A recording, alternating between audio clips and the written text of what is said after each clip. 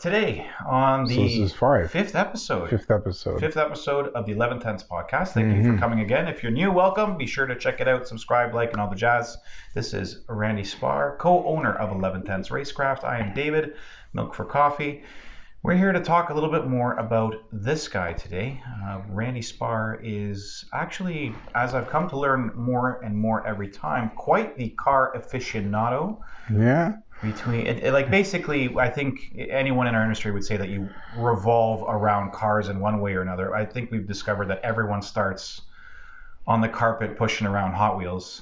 Yeah, that's it. I guess it just depends on what decade. Yeah. Every time I Google my name, I surprise myself. I'm like, oh, that's pretty impressive. And then, that's how it came up. A couple of you out there asked, and, even Randy was talking about a recent client that, was like, oh, wow, Randy knows his stuff. And that comes through. What we want to talk about today is actually why Randy knows all the things he knows, and that really is because of his history. Randy knows quite a bit of stuff, both through experience, through love and passion of tuning, and that's kind of what led to it. So we already got the Hot Wheels out of the way, but first memories you were telling me were with a belt, as with some parents. Yeah, a belt, but kind of in a better way, in a good way.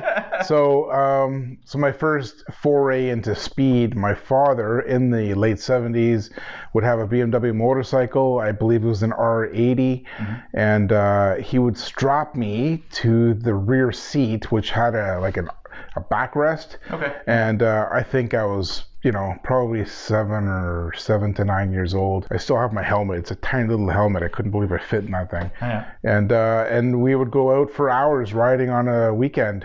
And sometimes I would apparently fall asleep on the back and just plop my head on his back. Many times back in the 70s, there was a lot less traffic, and double-digit speeds were not unheard of. So, I got used to speed at an early age, just to say the least. Yeah. And that was the first foray in the BMW, and we were talking that basically, what solidified the love of BMW was your dad got his first BMW. Yeah. So we had the Mercury Grand Marquis panel, with the wood paneling, the fake wood paneling on the side. It was actually a station wagon. Yep. Pretty much like the Griswolds there on the was there European Vacation or Christmas Vacation? Whatever, the vacation. Yeah, one of the vacations. So that was the family car. And then, my dad went ahead and purchased his first Beamer, which was an E21 320i, about an 82. Not in 82, but the age of the car was an 82. Actually, I noticed that, this thing had a manual transmission, and I'm used to, the park reverse shifter, bring her down. Yeah, put it in drive and go. So I would start shifting from the passenger seat, and I would be timing it with his clutch pedal, and he would let me just, no problem. And I didn't do any money shifts. I was pretty careful about that. And I guess I got tall enough that he would offer me to drive the car. Yep. So I think I was 11 or 12 years old, and we were out in the parking lot, and that's the first time I was actually able to drive standard. So pretty early. Yeah, pretty early. And right away, I noticed a huge difference. When you get in, because my mom would let me park the Grand Marquis. Yep. Right? So, again, this is in the early 80s, right? So a lot of things were... There was a little bit more... Yeah. The safety belt wasn't one of the easiest. Exactly.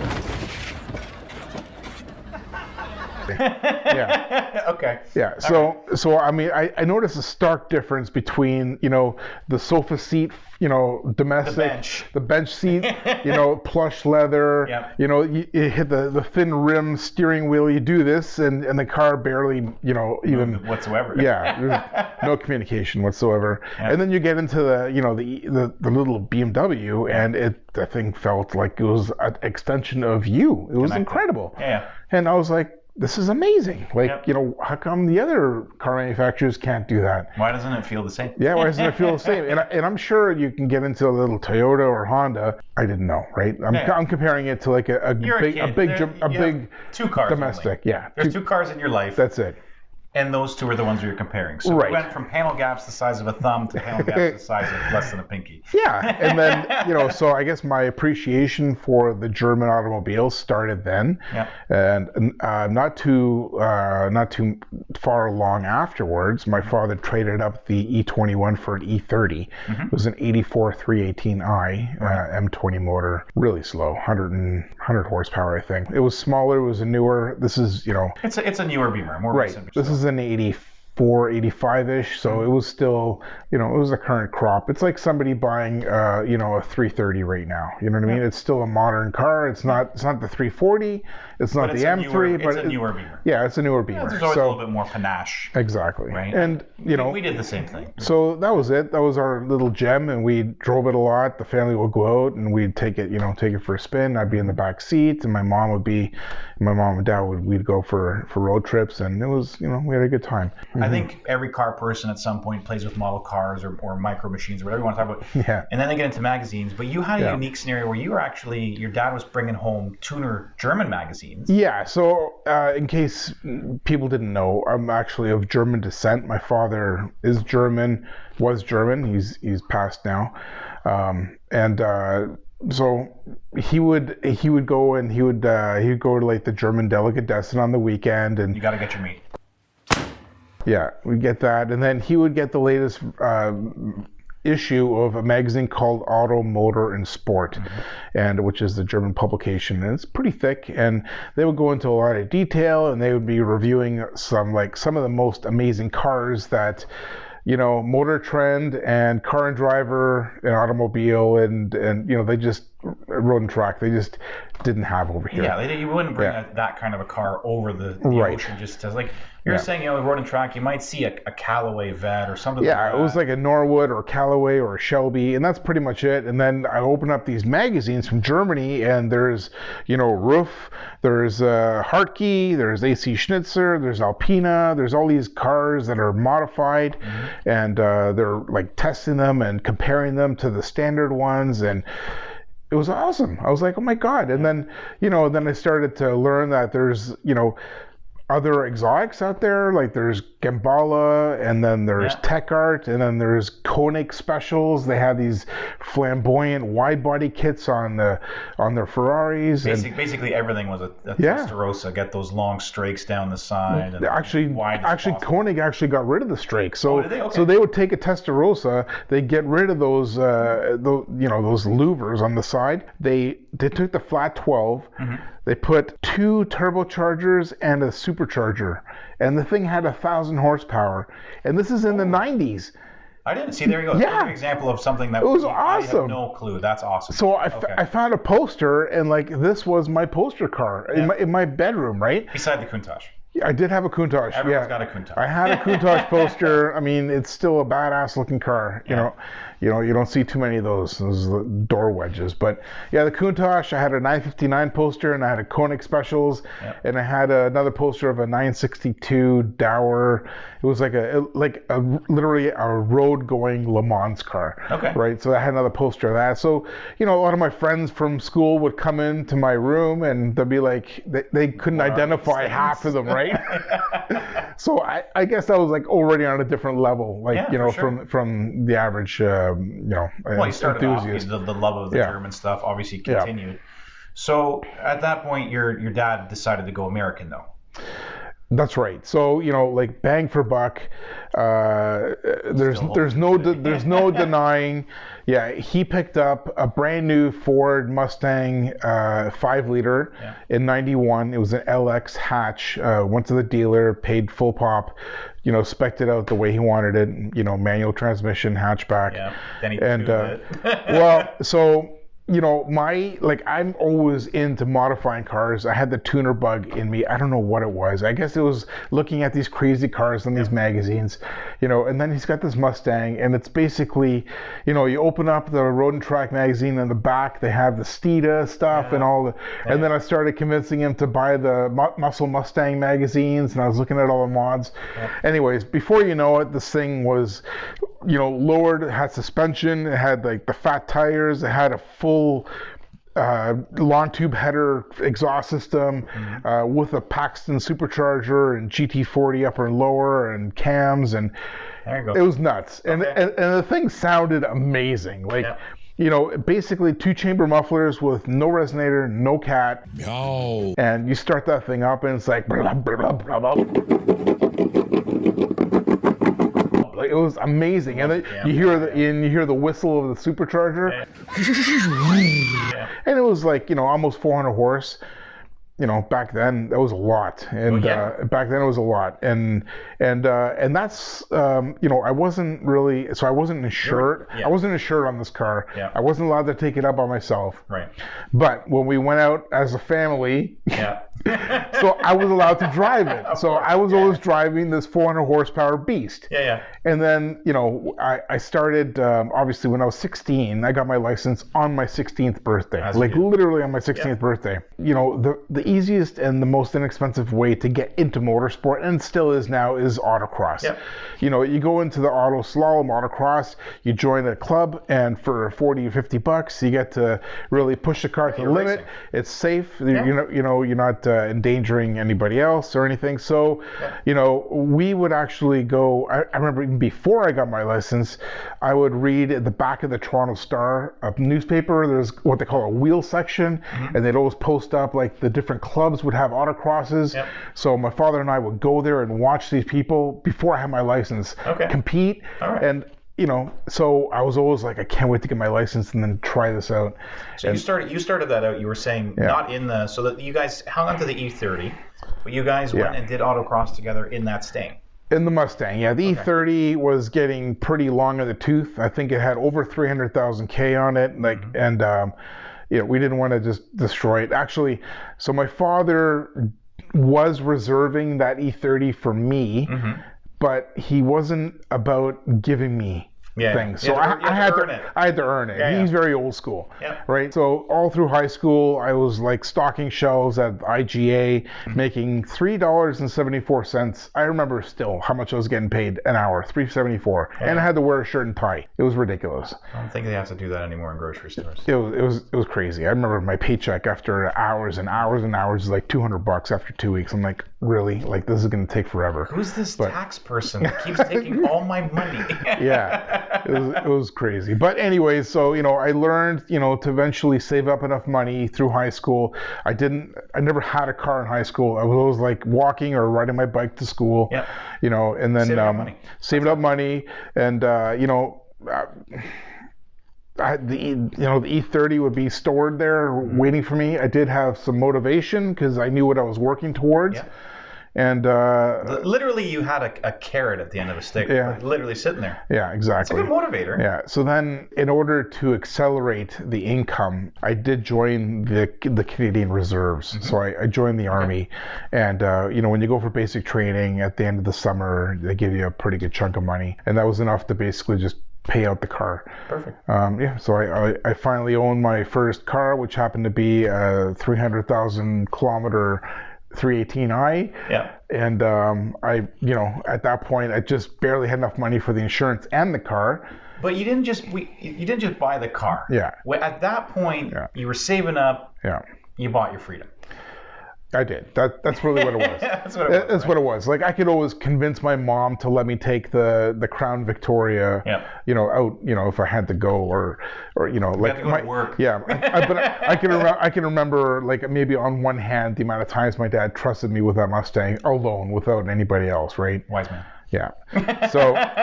So it was more the fact that it wasn't so much the car, it was the freedom that I could just go and do what I want, where I want it, without, you know, answering to anybody. So that was a big deal.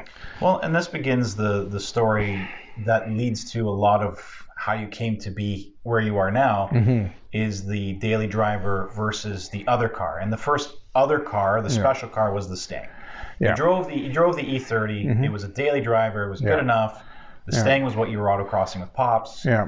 Right? And then, so you were telling me about modification. You started with some light. We all start with some interesting, budget-friendly modifications. Because you want to personalize. I was broke. I had no money, and it's embarrassing, but I was... We've all been there. I wasn't even 16. I was like, I guess I was 18 years old at that point, because so the first couple of years I had my license, but I didn't have a car. So I was 18, and then I basically, to make the exhaust louder, I drilled holes in a perfectly good muffler. That would work. I drilled holes in the bumper shocks so I could ram them in so that it looked more like the newer style, because they were diving boards. Well, yeah, they were huge, chrome, like bumpers. Yeah, right? And then the chrome surround. I went downstairs, got the electrical tape out of the in the basement toolbox, and started going nuts with the de-chroming the car. Shout out to the person who decided to approach Canadian Tire and rebrand the electrical tape as vinyl wrap, and it's like twice the price. Trim tape. Trim tape. You chrome your car with trim tape. It's hockey tape. But anyway, or electrical tape. Anyway, so from then on, okay, obviously the bug bit. The car wasn't enough. Yeah. You traded up. I did. So I think a year later, we traded it in for I really wanted, I guess what would be comparable now is the LCI, like the facelift E30. The updated look, like the refresh. Right. So in '88, they came out with a different taillight look, right? And they had the projector headlights, and I couldn't afford an '89 with the plastic bumpers, although I really wanted that, but I could just barely eke out enough for the newer taillights. Right. So '88 is what I, saved up and then traded that 318 for. Okay. And then I just it was a lower mileage, reliable, straight six. Although it was a low revving, it was a 325E. The E is like they call it the ETA, which is an economy type car, redlined at like 4,800 or 5,200 or something. Low. Yeah, it was pretty low. Wow. Okay. Yeah. And then, so at that point, I was able to, sign up with Trillium and start competing in the autocrosses, and also do the track events. The schools, the ADS schools that they had. So that's the Trillium, just for you guys out there, that's the Trillium BMW Club. BMW Club, Canada. Canada chapter. So that was it. And the reason why it was a shoehorn, I think I may have skipped over this, but I was able to compete with the Mustang at some of the autocrosses. So I found that I would compete with, actually it wasn't just Trillium, it was like, again, we just opened up the Toronto Star, and whoever was running an autocross event, my father and I would go there, and he would let me, ring his car out. And so that's where I really learned to harness and control, a 400 horsepower torque monster, sideways going through cones, at 16, 17 years old. So I just basically learned the hard way, so to speak. Pretty early on. So obviously, Trillium is something that you've done throughout. So speaking to Randy's experience, Randy is currently an instructor with Trillium. Yeah. But if we kind of went back, that's, over 20 years, 25 years of instructing, 20 years of instructing, roughly. 20 years this year. 25 participating. Yeah, 25, yeah. So about 5 years of consecutive participating, where, they approached me and asked me if I wanted to consider becoming a coach or instructor for them. So in 2001 is when I started for not only Trillium, for other clubs as well, but yeah. So 2001 was kind of a unique period, and that's because of something that went down with this 325E.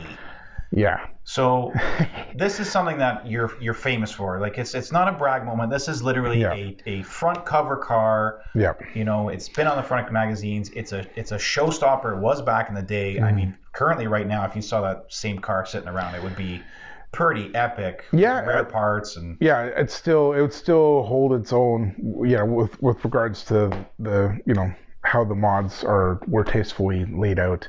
And one key factor was, is, as we said, there was always a car that, you daily, and then there was another car. So basically, you chose at one point to divert. You're like, okay, so I don't like driving this car in the winter. Well, so what happened was I was dumping all this money into this Delphin Gray 325E for several years. So I graduated, in mechanical engineering. I started working for an engineering firm. The money started pouring in. I was living at home, and the paychecks went straight to the car mods. you know, and next thing you know, I had nitrous on this thing and a big stereo and everything you can think of. And the you said E30. even multiple of the things. Yeah, I didn't like, didn't like those wheels or didn't like that exhaust, so I just, changed it up every time. And it was just, I think back now, like the amount of money anyways, let's not. Every hobby is expensive. Yeah, but it got to the point where, I was basically done with the car. I felt like I've done everything to that M20 motor, and I wanted to move on, and I wanted to actually purchase like an E46, just based on a picture in a magazine that I found, and I kind of had a goal that I wanted this two-door E46 that looked a certain way, and so I stopped spending money on the E30. I just started saving for this E46. I even went to the dealership and I put a deposit down because the two doors weren't out yet. Right. It was coming out like late '98 as a '99 model, and then an opportunity presented itself where I was able to purchase a motor from a '99 E36 M3, which is an S52. Everything kind of shifted because I was like, well, nobody's ever really done that kind of motor swap. And I was talking to the shop at the time, which was Motronics Motorsports. I was talking to Dave Tomasetti. He was essentially the BMW guru here in the GTA, right? Yeah. Everyone went to him, and Dave's like, hell, let's do it. Let's put this motor in the car. Absolutely. I'm like, all right. I go, so I've had this money saved up for this E46. I went to the dealer, pulled my deposit back, and over the course of one winter, the car it's basically undergone a huge transformation, where I painted the entire thing like Electron Blue Pearl, engine bay included. So I pulled the motor out, painted it with the engine bay, had a Ron O'Brien roll cage custom made put inside, Porsche brakes put on. Actually, I did a lot of the machining to get that to work, and then I had some wheels by Compomotive in England, sourced and brought those in, and then we put the motor in and got all the electrics wired up and working. And then I went to an upholstery shop and had all the carpet and the seats and everything done. And then the last thing was the stereo shop, and went to 12 volt. They're still around actually, and they wired up all of the custom stereo, and there you go. Like after I'd say 4 months, and a lot of money, and just being diligent to watching over everyone and making sure that they stick with their timeline, because I did have like one shop was expecting the car, and I just wanted to make sure everybody was efficient about that. And that there it's managing a project. It doesn't matter what project you're working on, but with a car, we can speak to many friends and customers, people that we know, and it's managing a project. There's so many guys and girls out there that will start a project and time gets divided on, I'll work on it there, and it starts to sit, and then we see cars sit. Sometimes it's a money thing, that's different, but a lot of that is, you have to kind of save up first, which is what you did. You save up first. And then you kind of move to the next steps. You don't want to do anything in a half step. That's where problems start to arise. And that's where the management of, this to the next step of, you've done this in the project, what's next? Roll cage, paint, put the engine back in, so on and so on, bodywork. There's a lot of moving pieces. It's a bit of project management. Right? It's okay. So you've got this insane car now, which has got a motor swap like no one's else got. You've got rare rims that are big, a kit, a beautiful paint. Even the body kit I had to bring in from Germany. It cost me a fortune just to get those things in, and then I didn't quite like how it flowed, so I had to actually do a lot of custom work on the side of the car to make the front and rear bumper work. And so this is the winter of '98, '99, and then in the spring of '99, this car comes out, and it's just like, everyone just blown away. I just went straight down to the US, and I started hitting up all the shows, their hot import night shows. I went to Beamer Fest in the US. I came first. I got best of show, which is huge. Yeah, that's huge. They have a lot of cars down there. Well, a lot of big ticket cars down there too, right? So it wasn't as multinational back then. Canadian builds were not as well recognized. It's a small. You could be near the top in Canada or near local in whatever Ontario, but then to go to the U.S. where there's that many more people, that much more of this type of industry, it's a big accomplishment. Yeah. You know, so obviously that was a success for you. Yeah, that was it. So as soon as that happens, then the magazine publications start flooding in, and they start covering my car, and I got a cover of Performance BMW out of England.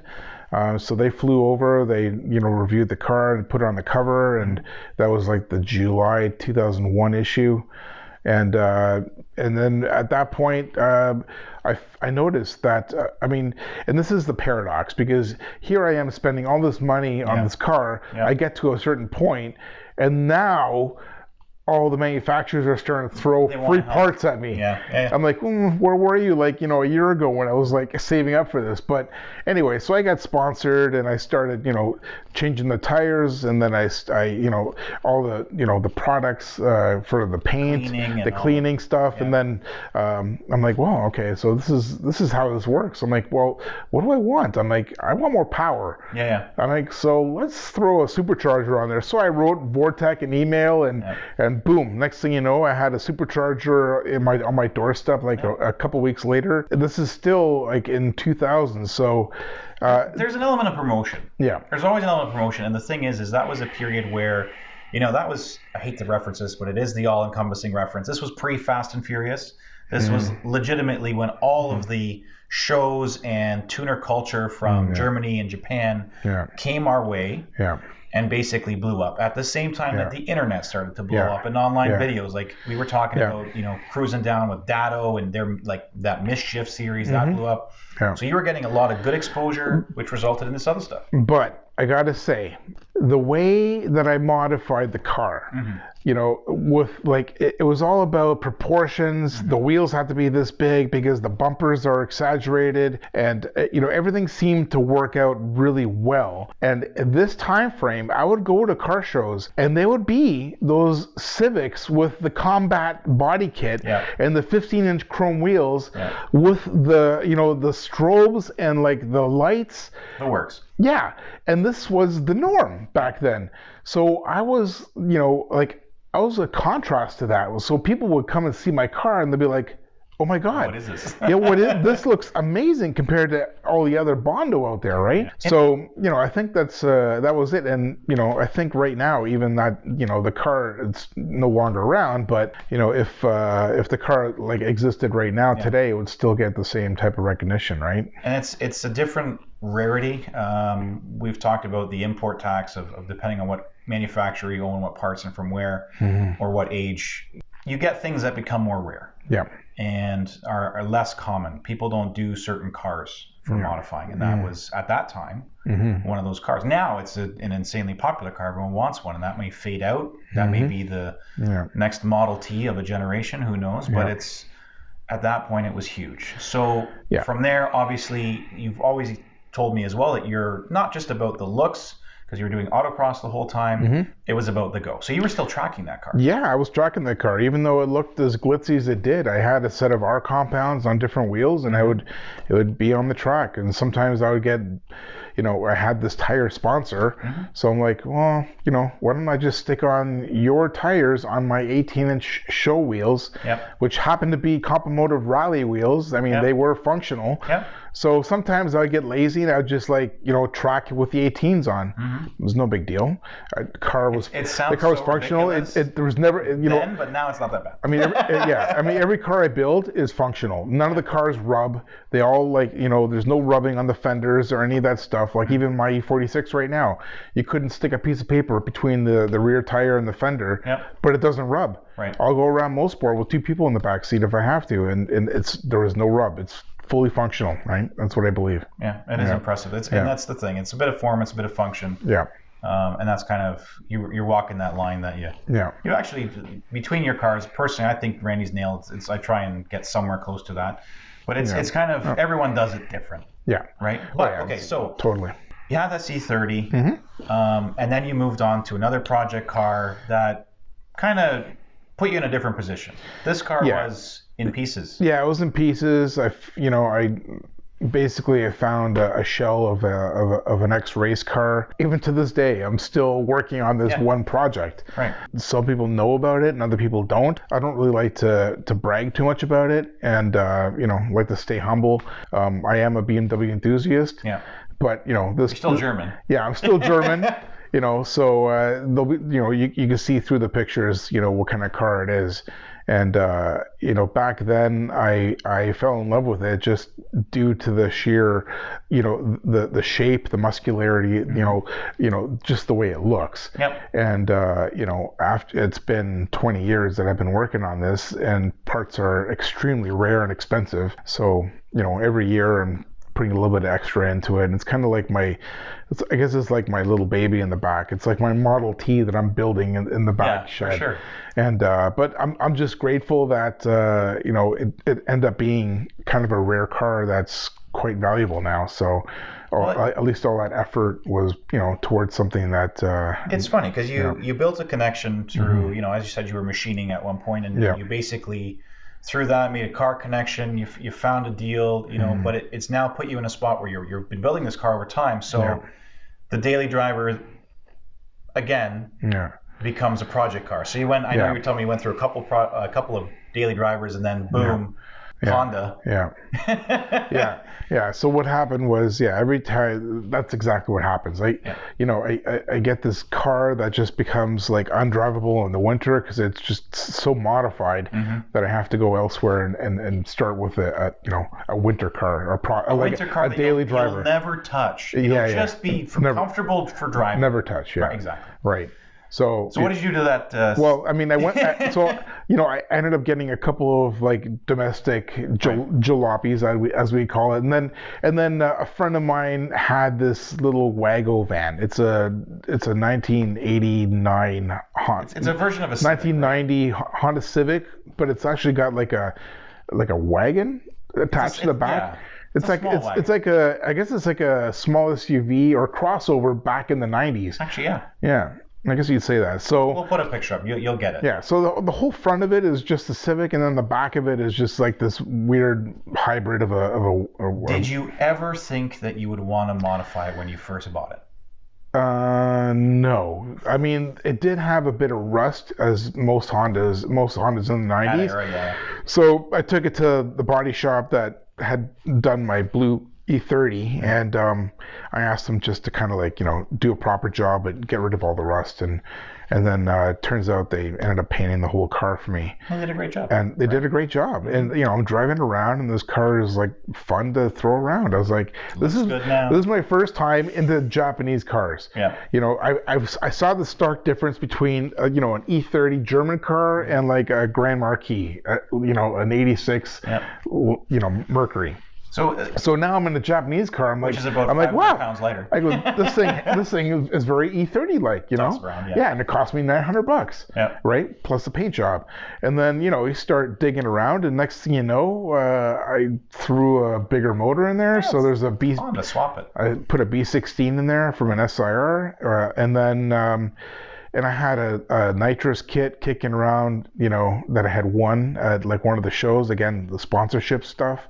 And it's literally been, sitting in my basement for a couple of years. Well, so what else are you going to use it for? Whip it out. Put it in the car. Yeah. I wanted to keep it clean, so I didn't want to tint any of the windows on the Wago van. Yeah. So I had to hide this nitrous bottle because it was, nitrous. Off-road use only. Yeah, it was illegal. It still is illegal, and it was illegal back then too.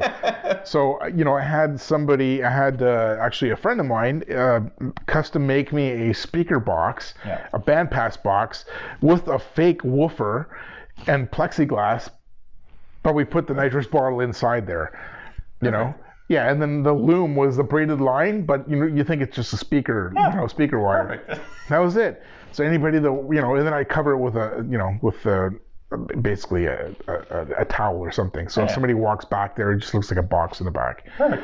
Yeah. So that was cool. But nitrous is expensive. A bottle like that lasts about 90 seconds. If you're just holding it. So you didn't do that. And it's often, right? No, it's like $80 to fill that thing. So I'm like, there's got to be a better way. So I turboed it. So I put a turbo on nitrous with a B16 in this Wago van. Fantastic. And it looked stock. It was on Steelies. So that was my sleeper, and we would have a blast driving around the city and just like, just wreaking havoc with this thing. Right. It was great. So I got to, see what it's like having the sleeper. So we reached the point now where we need to find another car that it isn't tuned. Yeah, I got rid of that, and then you probably matured slightly as well. Yeah, I wanted something a bit more comfortable. Makes sense. And I actually ended up getting all my money, if not more, out of that Civic. Anything I put into it, so I got a pretty good payout. Mm-hmm. It was enough for that I can just go and buy finally got that E46, that elusive one that I wanted. Although it was a 4-door and it was an automatic, I just wanted, again, this is like my daily driver. Yeah. You get the E46, you're still working on the Porsche. Okay. Yeah. Mm-hmm. It's still a work in progress. Yeah. So you do as you do. So I got money dumping into that every year, part here, part there, sourcing them, getting them across, all over the world, trying to find these rare parts of this car. But you can't drive a stock E46. No, so lowered to the weeds, 19-inch Brayton wheels. Yeah. Had to respray the front, put a Hammond lip on there. Just a few things. It was an automatic because it was just my daily driver, but it was a nice clean car, and I had that for a year or so. I enjoyed it. It had a nice stereo in it. So you're sitting there. You're telling me this. Where was it? A coffee shop? Yeah, I was at Tim Hortons one night with some friends, just hanging out as we do here in Canada in the car culture. Right. And a young lad came up to me, and he was admiring the car, and he was telling me that he has an S2000 Honda, and he was wondering if I would consider trading, like a straight trade. I'm like a straight trade? And he's like, yeah. I go, what year is it? And he's telling me it was like a 07. Mm-hmm. And I'm like, okay. I'm What's the catch? No, I didn't even. Well, I kind of did ask him. I go, so what happened? Or I think I asked him later because the first thing I asked him was just give me the VIN. Yeah. I want to see I'll find out myself what's going on here, right? Yeah. So I did run the VIN search. Back then, you actually had to go to the DMV. There was no online stuff, right. And it was a clean title. Everything was fine. There's no hokey pokey. And he basically told me on the phone that his parents he had accumulated so many tickets in a short time with this S2000 that his parents gave him an ultimatum: either they kick him out or he gets rid of that car. So a straight trade tough choices. That was it. So him and I went to the DMV, and we are at the wicket, and we're talking to the lady, and she was just gonna basically, I had to pay the tax on the S2000, and we're explaining that we're just doing a straight trade, and she thought that I was like forcing this he was much younger than I was, forcing him into the trade, and she was like asking him if he's under duress for this trade. Excuse me, sir. Yeah. Do you realize what you're doing? Yeah. And then the ministry they print out the UVIP, and you see the stark difference in the value of the two cars, right? I was just like holding my breath, and he's like, yeah, I know. So anyway, I got the S2000. Nice. Great car, amazing. Like that's probably one of the only cars that I miss to this day. Yeah. It was so much fun. Like, again, I think it all goes back to like the E30, like the driver focus, small, nothing bloated. I mean, just everything simple. Yeah, so simple and communicative and just fun to drive. For sure. Yeah, it was great. But so lo and behold, I was with my now wife for several years at that point, and we're getting ready to take the next step. So, I had made a sacrifice, sold the S2000, popped the question, got engaged, saved up a bit more money, and then, went through a couple of cars for a couple of years, like a couple of flips. Yep. And then I ended up purchasing an E46 M3. In the U.S., this is 2010. The dollar is at par with the U.S. Right. I'm shopping all over the U.S. and Canada for flips, and I noticed this car, and I did want this specific color combo. It's got like a cinnamon interior on a steel gray outside. Right. I flew down to Kansas, which is where the car was. I took a look at it, and it was it was meant. It was meant. It was a Florida car that was basically spent half most of its life in Kansas, never winter driven, and then I just drove it back. And the initial intention was to kind of give it to flip it, but I honestly I fell in love with it. Yeah, like it felt very E30 like. But it had the creature comforts and it had the size of a larger car. Yeah. But it just feels so much smaller. Like it's incredible how tight, direct it is, and the steering, the brakes, and everything. And I love the fenders, how they Okay, so we're getting into a love story here. Yeah. Everyone knows the E46 M3. Yeah. No. Before we get into that, the thing is at this point your love of cars actually started to get into your personal work. So 2008, was tough. You were self-employed for a bit there, and then you decided, okay, I want to get into my passion, right? And you started off doing performance parts, fabrication, right? Because taking that skill from machining and exactly and from we're doing injection mold making and carry it over. And even when I was doing the injection mold making, I was making a lot of performance parts for various shops in the city, but it was more for a hobby, just to appease the enthusiasts out there and help them out. So then I just basically took that full time because I had a passion for it and I had the skill. The economy still wasn't great in 2008, and not as many people were doing race car builds. Right. So I still worked for the shop, but I just transitioned from the back to the front, and eventually started doing performance parts sales. With a lot of my track knowledge, setting up cars and suspension systems.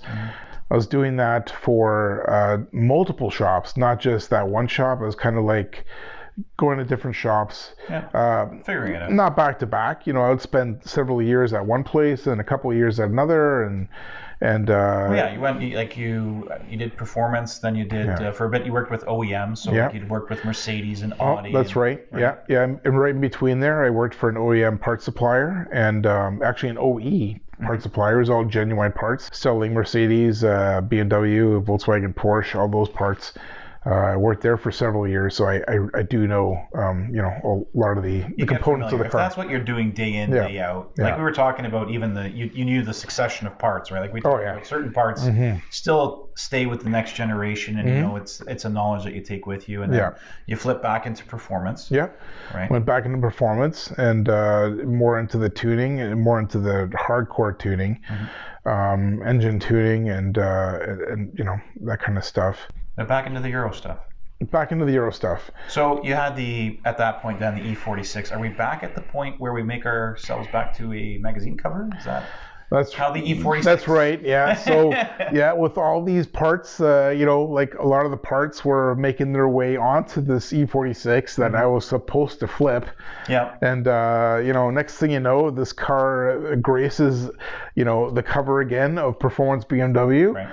So so my winter car again ended up being my baby that I'm not going to winter drive. Right. So now I had to look for another daily driver winter car, which ended up in the Volkswagen realm. So I started with a couple of Golfs. I got the Jetta, and then after the Jetta, I just basically got an F10, which is what I still drive now, an F10 5 Series. So he's glossing over the part that at some point in time he actually thoroughly enjoyed a smart car.